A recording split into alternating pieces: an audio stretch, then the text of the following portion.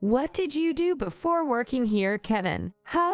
Sorry, I was just curious. If you don't want to answer, that's fine. I tightly clasped the hem of my shirt, letting out a small sigh. Then, forcing a smile, I braced myself to respond. My name is Kevin. I've been working at a convenience store on the ground floor of Jefferson University Hospital for the past 6 months. By the way, the store's best-selling item is seaweed sandwich. It's a bold move, stuffing seaweed between slices of bread, but it's quite popular among the patients. Mostly, it's the patients who come to the store, but nurses visit quite often too. Especially memorable is a woman named Michelle. Hi there, here to shop again today. Welcome. You wanted tea and a seaweed sandwich, right? Yes, I'll take that golden combo, please. Even to me, a 42-year-old guy without much to look forward to, she shows a warm smile and strikes up a conversation. She's about the only one who does that. I seldom chat with customers at the cash register. I'm a pretty pessimistic guy, and I'm still single at this age. I've never been popular with women and lead a lonely bachelor life. But Michelle always talks to me without any discrimination. That makes me happy, and it's become a reason for me to live. I understand that it's creepy to feel this way about someone in their 20s, so I've kept these feelings locked away inside. Kevin, have you gotten used to your job here? Today, she engages me in conversation again, and I struggle to suppress a grin. Yeah, sort of. Jefferson University Hospital has a lot of beds, so a lot of people come through. So, of course, many people come to the store. Managing that was quite challenging. I get it. I actually worked at a convenience store when I was in college. Cashiering and stocking shelves were really tough. So I've always thought that people who work here are pretty incredible. Michelle looks at me with a gaze full of respect. Honestly, it's kind of embarrassing to be doing this job at my age. I've even been told sarcastically by older folks, doing this at your age. Each time, it brings me down.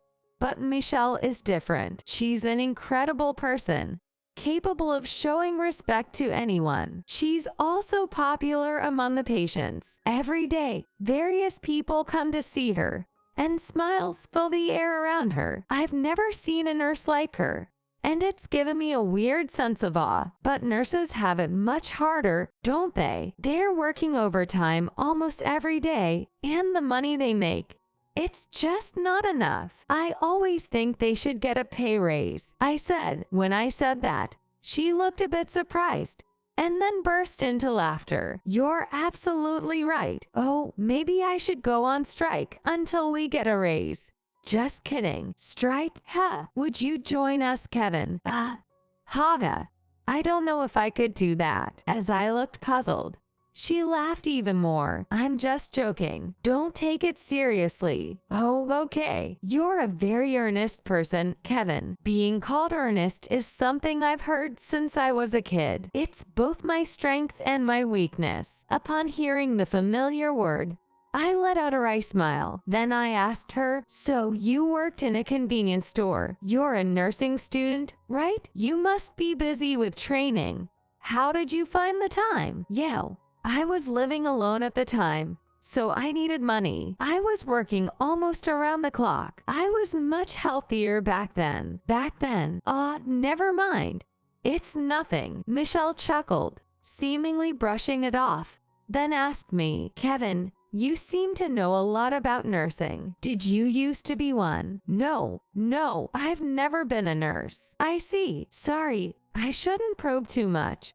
My break's over. Catch you later. Then she waved her hand energetically and left. She's dependable but can also crack a joke. That's part of her charm. I felt a little envious of her carefree attitude. She's the complete opposite of me, but there are times when she fills my thoughts. Could this feeling be? I shook my head, dismissing the thought. Don't get serious about someone so young. She's not only a good person but also very beautiful. No way other guys would just ignore her. Don't be a fool dreaming about it. Just having this conversation is enough. I kept reminding myself as my heart raced. And I can't afford to get ahead of myself around Michelle. She's very popular after all. Just after my conversation with Michelle ended, items were roughly placed in front of me. Standing there was a male nurse who was Michelle's colleague. Sure, his name was Brian, if I remember correctly. Behind his glasses,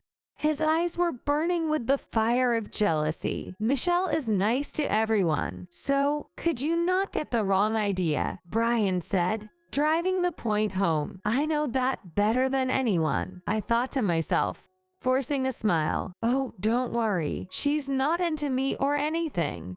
Figured. After a snort of laughter, he walked away. Man, all sorts of people out there.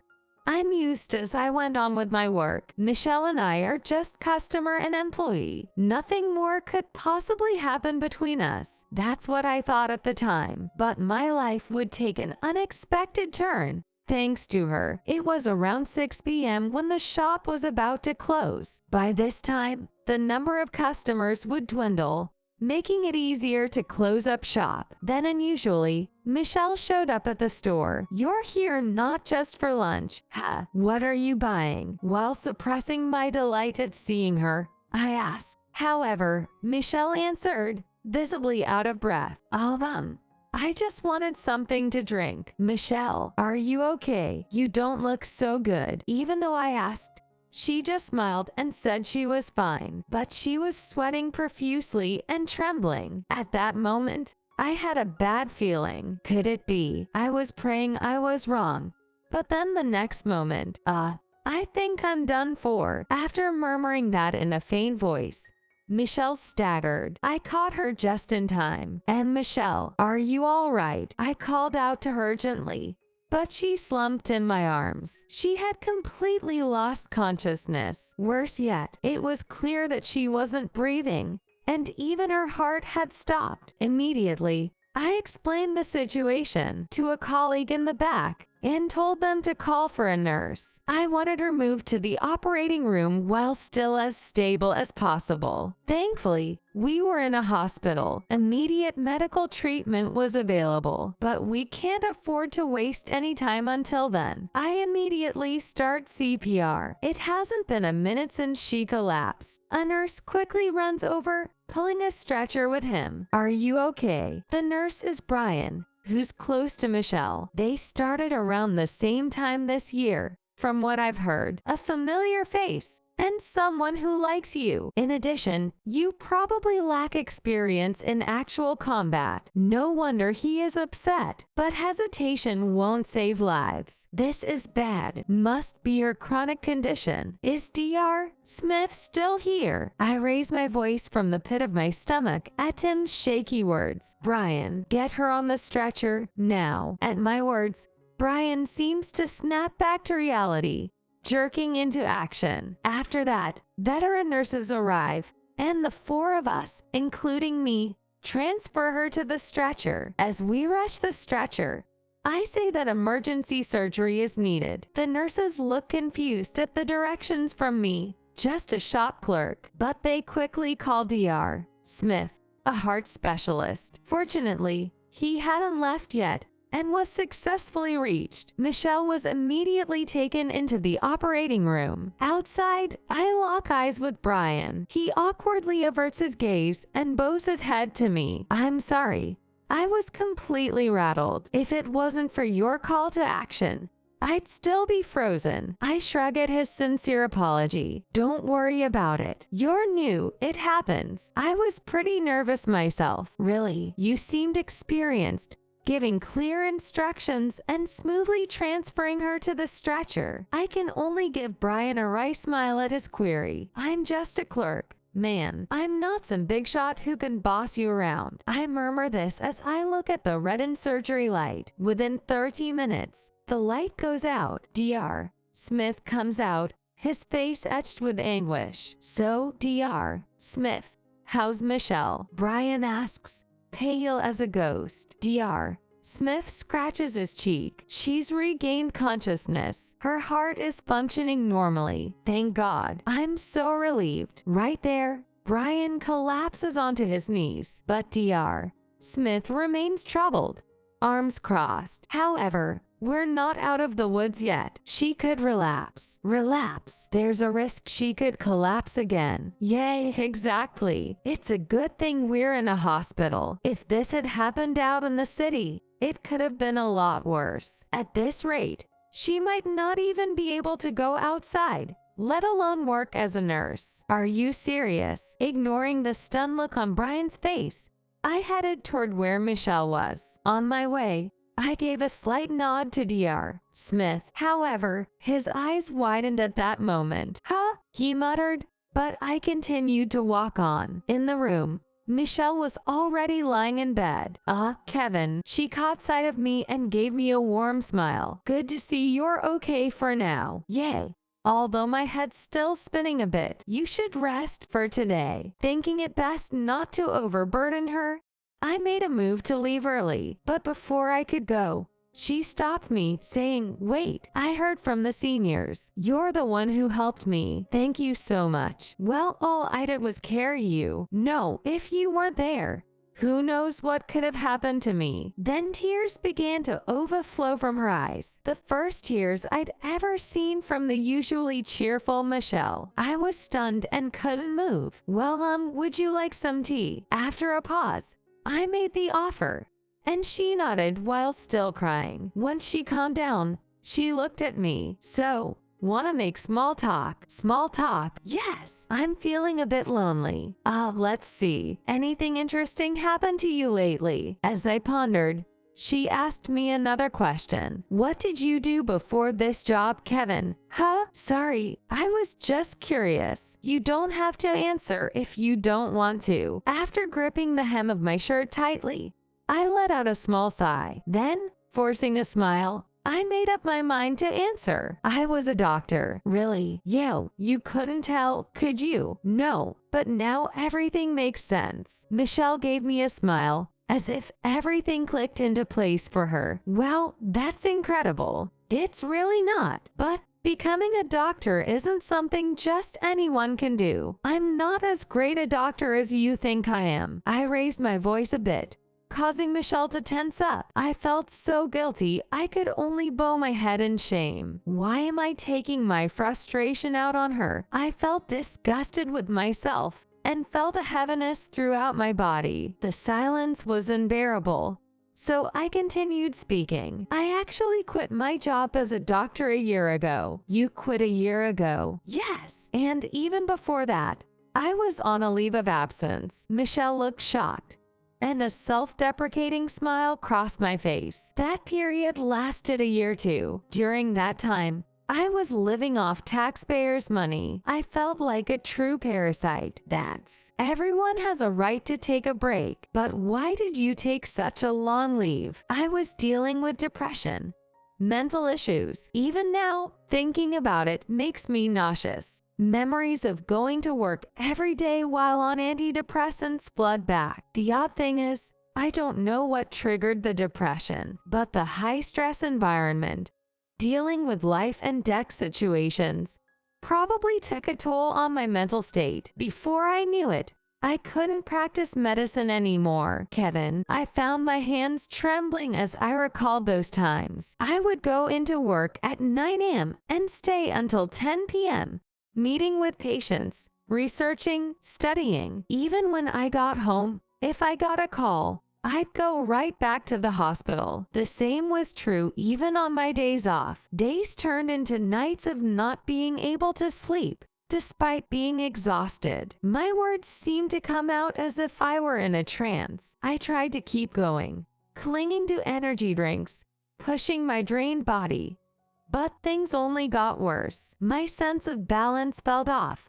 The world in front of me kept spinning. Every time a train passed, I thought about how easy it would be to just jump onto the tracks. Before I knew it, I was crying, unable to control my emotions. I continued to vent. Everything felt miserable. Even my favorite foods tasted like nothing. Even watching shows or reading comics that I normally enjoy felt utterly boring. I kept breaking down, crying for no reason almost every day. That's why I had to run away. I'm truly unfit to be a doctor. I couldn't even protect my patients. What kind of doctor am I? Eventually, I reached my breaking point and took another leave from the hospital. I did return for a brief period, but had a relapse of my depression, not wanting to burden anyone further. I quit and conveyed this to Michelle. I became a doctor to save people suffering from illnesses. And this is where it got me. I've never been more disappointed in myself. Thinking about living the rest of my life in this state,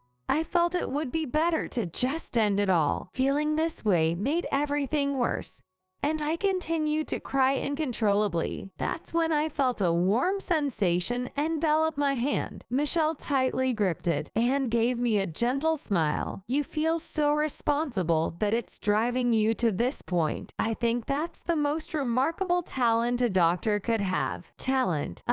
Changing the subject a bit. I've always had a weak heart, she said, placing her hand on her chest. It's actually classified as a rare disease. It's not a heart attack, but a disease where a protein mutation leads to arterial sclerosis. When I was a child, it was incurable, and my heart could have stopped at any moment. That must have been an incredibly difficult situation. However, Michelle's smile never wavered, but my doctor back then always encouraged me, saying, "This disease will be curable someday, so hang in there until then." Thanks to that, little by little, this rare condition started to get figured out, and medications to control the symptoms were developed. So by the time I was in middle school, I was able to participate in sports. Her smile at that moment was absolutely radiant. For her, being able to move normally was clearly a monumental milestone, and the nurses have always been there for me. I thought becoming a doctor would be too hard, but maybe as a nurse, I could be on the patient's side. That's when I decided to go for this career. That was the moment Michelle embraced her most cherished dream. For her, nurses and doctors were true lifesavers. So, please don't blame yourself. There are patients you've saved who are truly grateful and living their lives just like I am. It felt like a ray of light had pierced the darkness in my heart. Is that too much to say? But it was as if there was a ray of light in the darkness in my heart. However, Michelle's expression turned somber. I've been taking medication and doing my best, but my condition has worsened. Dr. Smith just told me you should probably quit nursing. It's a huge shock. What should I do? Suffering from illness. Frightened, I felt helpless seeing her frail condition. I wonder if it can be done. Tell me now. Now, even the sight of Goodwill Community Hospital makes my arm tremble. That place significantly triggers my depression. But since coming to this university hospital, I haven't had such symptoms. Maybe, just maybe, there's hope here. Why else would I, who was supposed to have quit being a doctor, be running a convenience stand here? Maybe it's because I still have some lingering attachments to my role as a doctor. I clenched my fists tightly. Then, I heard Michelle sigh. A sigh tinged with resignation. If only I had undergone surgery sooner. My disease is now curable through surgery in other countries. But in the US, there's only one surgeon who can perform it. He used to work at Goodwill Community Hospital, but he recently quit. Just as she was saying that, the door burst open. There stood Dr. Smith, looking quite flustered. "Oh my, I checked your profile just in case, but I never expected to meet you here. As a cardiologist, this is an incredible honor." Dr. Smith looked both shocked and reverent, and then his gaze turned toward me. "Dr. Smith, profile? Are you talking about me, Kevin?" Michelle looked utterly confused. a puzzled expression on her face. I stood up and reintroduced myself to her. My name is Kevin Anderson. I used to be a specialist at the Good Citizen Hospital. I'm the only doctor in the US who can perform surgery for your rare disease. Michelle continued to look bewildered. It's no surprise she was taken aback. But I continued to speak. Would you allow me to perform the surgery? I just recovered from an illness, and honestly, I'm a bit scared. In my younger days, I traveled overseas to learn about established techniques for treating rare diseases, and with that knowledge, I performed surgeries on many patients. The only surgeon in the US who can operate on such rare conditions. The weight of that title was far greater than I had imagined. Desperate patients from all over the country would come seeking my help. The constant pressure eventually wore me down, but little by little, my spirit is healing. I was at a point in my life where I needed a new purpose. That's when Mickey appeared in my life. Originally, I went abroad to help those suffering from rare diseases. Because of that drive, I continued to practice medicine. And now, right in front of me, there's someone suffering from a rare condition. I want to save her. I desperately want to help her. That determination gave me the courage I needed. It seemed like Michelle had grasped the situation as she slowly closed her eyes. Then she looked up at me and said, "Please, save me." Those were tears of joy at the glimpse of hope. Crying, she repeatedly bowed to me, and I firmly held her hand in response. Afterwards, I transferred to Starlight University Hospital. Of course, as a rare disease specialist, due to past traumas, I couldn't go back to Good Citizen Hospital, but at Starlight University Hospital, I don't tremble. I felt I could do it here. And with that, I immediately started the surgery. It was a success, although it wasn't a complete recovery. The disease's progression was significantly reduced. Michelle's post-surgical condition was also good, and I told her she could work again as a nurse. With a delighted expression, Michelle thanked me repeatedly. Michelle's surgery allowed me to treat other patients as well, so I was the one who wanted to express my gratitude. After that, I saw Michelle more frequently at work. Day by day, my feelings for her, who's much younger than me, grew stronger. And maybe it's just my imagination, but it seemed Michelle felt the same way. But I thought, maybe it's because I saved her life, and that's why she feels this way. That made it difficult for me to express my feelings. However, an unexpected person pushed me to act. It was Brian, who often threw sarcastic remarks at me. Come on, just realize it already. I got rejected by her a long time ago. But if it's you, Kevin,